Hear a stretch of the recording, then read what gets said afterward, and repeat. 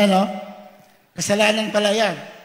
24. Kung aking pinapaging ginto ang aking pag-asa. If I made gold my hope, parang ibang translation ng Tagalog.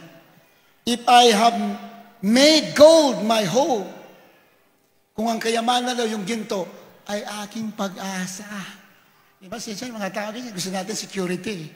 Naghahanap natin ng security. Kailangan maka-imbak ako na ganito, mayroon akong ganito. Walang masama dyan.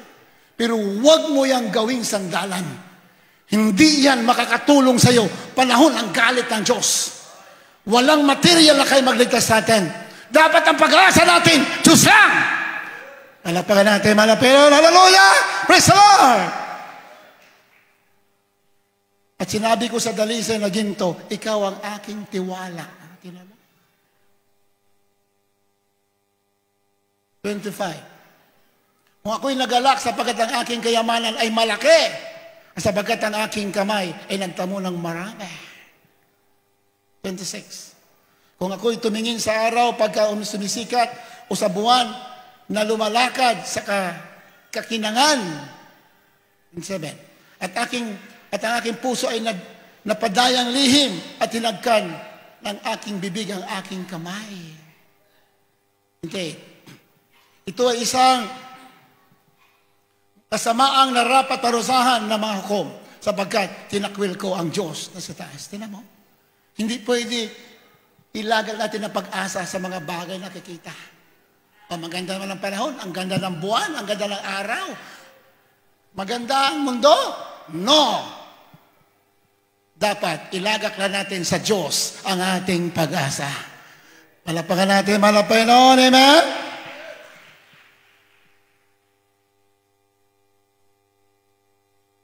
Prayer ng ating mga pastor. Tayo pagpapalain ng ating mga Panginoon.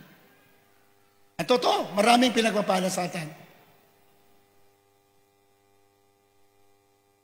Hindi masama ang pagpapala. Dapat marami tayong pagpapala, dapat. Pero hindi yan ang ating primary goal. Hindi yan ang ating sasandalan.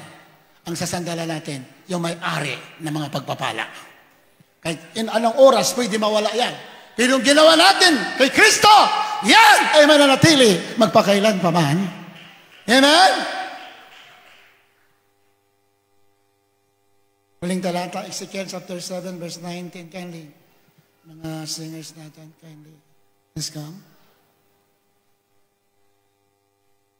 Ezekiel 7:19. Kanilang iahagi sa kanilang pilak at sa mga lansangan, at ang kanilang ginto ay magiging parang isang maruming bagay. Ang kanilang pilak at ang kanilang ginto ay hindi makapagliligtas sa kanila sa karawan ng puot ng Panginoon. Hindi nila maaliw ang kanilang mga kaluluwa o mabubusog man ang kanilang mga tiyan sapagkat magiging katitisuran ng kanilang kasamaan. Amen. Yan namin na mahal. This is a warning to everyone. Kanilang ihagis, lalo sa mga unbeliever. May mga unbeliever kasi walang time maglingkod sa Panginoon. Kaya warning ito sa kanila at warning din sa atin. Kanilang ihagis sa kanilang pilak sa mga lansangan at ang kanilang ginto ay magiging parang isang maruming bagay. Ang kanilang pilak at ang kanilang ginto ay hindi makapagliligtas sa kanila. Sa kaarawan ng puot ng Panginoon, hindi nila maaliw ang kanilang mga kaluluwa o mabusog man ang kanilang mga tiyan sapagkat naging katitisuran ng kanilang kasamaan. Tingnan mo. Itatapon na lang. Pagdating ng Panginoon, lahat ng pinagpagalan ng mga tao, lahat ng mga bilyonaryo sa mga mundo, itatapon na lang nila yan. Nagiging basura na lamang yan. Kanilang mga gintong, kanilang kayamanan. Pero pinagpala kayo na pinagpala dito sa gawa ng Panginoon. Bakit? You give what is for the Lord. Ibig sabihin, may takot tayo sa Panginoon. Kinikilala natin na may Diyos na bigay sa atin ng lakas, talento, at karunungan para mag-acquire tayo ng pagpapala. Yung para sa Kanya, binigay natin.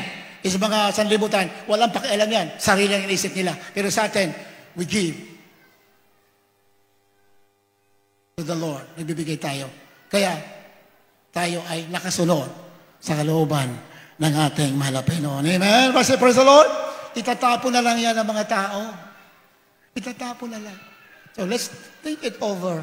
Lahat ng bagay mawalang kabuluhan pagdating ng puot ng mahal na Panginoon. What is the wrath of God? Kailan mayayari yan? The day of the Lord, the day of wrath. Ito na, nagsisimula na. The day of the Lord is already begin. Has already begun. The day of the Lord has already begun in our time. Nagsimula na sa panahon natin. The day of the Lord. Sa sunod na linggo, loobin, malakas ang katawan natin, ating tatalakayin yan. We are already in the last, nasa huling araw na talaga. We will be discussing that next Sunday. Huwag kayong ma-absent. Labahan. Tatalakayin natin yon. Talata por talata. Magpapatunay na we are already in the last days. Darating na ang puot ng Diyos. Pero sa mga katulad ninyo natin na may takot, walang dapat katakutan. Tuloy ang paglilingkod!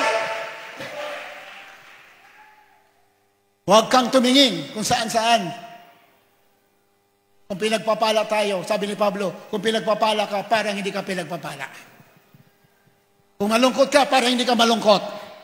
Kung masaya ka, parang hindi ka masaya.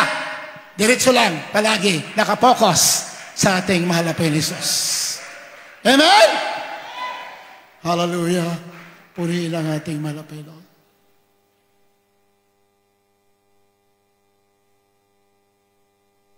Ito po ang huling mayayari sa mundo. Ulit-ulit natin binabanggit ang mga hula sa mga kasulatan at hula ng mga taong matutuwid. Bago dumating ang ating mahal na Panginoon Kristo bilang tao, 100 years before na siya ipanganak, hinulaan na darating yung tagapagligtas sa Israel. The Lord will come as human bilang tao in the first Jubilee years in Israel. Unang Jubilee years sa Israel. Pag sinabing Jubilee years, that was the time of freedom, kalayaan. At yun po'y napapalooban ng 50 years, 50 taon, Jubilee years. Dumating natin mo sa Kristo sa unang mga taon ng first Jubilee years. Nung siya nakataon tao. Sa unang taon, o unang mga taon, o taon ng 50 years of Jubilee sa Israel. At hinulaan din ang kanyang pagbabalik. Babalik siya sa unang mga taon ng the last Jubilee years in Israel. The last, pinakahuling 50 years ng kalayaan sa Israel. The Feast of Jubilee. Kailan magsisimula ang last 50 years of Jubilee sa Israel? Kailan magsisimula? In the year 2025. Kahit pag-aralan niyo mabuti yan. Kung siya'y dumating ng unang mga taon ng unang Jubilee, babalik din siya sa unang mga taon ng last Jubilee. And the last Jubilee will happen in the year 2025. Pag-aralan mo mga hula, mga prophet, hindi po nagkakamali. Ibig sabihin, isa lang ibig sabihin yan, minamahal, focus tayo sa paglilingkod sa ating mahal na Panginoon.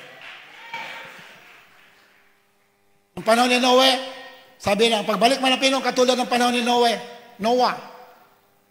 Nangaral si Noe, nobody believes him. Ayaw maniwala nung iba. Sabi ni Noah, judgment is coming. Didilubyo. Most of the people don't believe. Ayaw na maniwala. Pero dumating na, doon pa siya niniwala. And that is already too late. Doon pa siya niniwala, yung umuulan na hindi na tumitigil. O ang tubig tumataas na, doon pa siya niniwala. The same is true in our time today. Pag sinabi mo, end time, matagal pa yan. Sana hindi mangyari sa atin. maniwala tayo at mamuhay tayo ayon sa kanyang kalooban. Dahil darating at darating kung anong sinabi ng banal na kasulatan, magaganap at maganap. And our dear Jesus loves us so much. Ayaw naman na pinamasayan ang ating mga sakripisyo. Ayaw niya. Sa Pangunang prayer natin mga pastor. Ayaw mga pastor. Kaya mga pastor, lagi sinasabi sa amin noong araw pa, paalalahanan ninyo ating mga kapatiran. Paalalahanan ninyo palagi na sila'y maglingkod ng totoo. Huwag nilang sayangin ang mga araw nila. Sila'y magpakainit, laging dumalo, laging magpuri, magtapat sa lahat ng bagay. Dahil bigla lang mangyayari ang hula ng banal na kasulatan. Malapakan natin, malapahin ako na, amen? Habang tayo mahawit na mahal.